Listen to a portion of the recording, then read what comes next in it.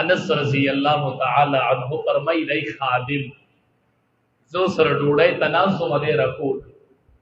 وچ ډوډۍ ته سره کې ناستما نو ما په ډوډۍ خوراک ټیم کې دي سي د لاس ګرځاو پلیدو یو ځکه بل ځای ما ته وی انسا رمبه بسم الله وایا رمبه بسم الله وایا بیا کل بیمینی بیا کل مما یلی اول بسم الله وایا بیا بخیلا خوراک کوو بیا د خپل مخې نه خوراک ماته ډوړې چلو انا لکم بمنزله الوالد للولد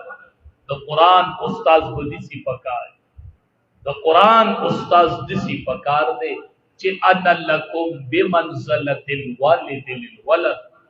تا خو نه خو بلار بچی ته کی ډوړې دسی نو ډوړې په بسم الله خورا خپل مخې ته خورا او پخیلا سے خورا ماوی ټیک په بل موقع بیا ډوړی کې ناس لوخي او سيزونه مختلف ما خپل مخې ته خوړله زمالا سی بیا ونی ما ته وی دسی کوا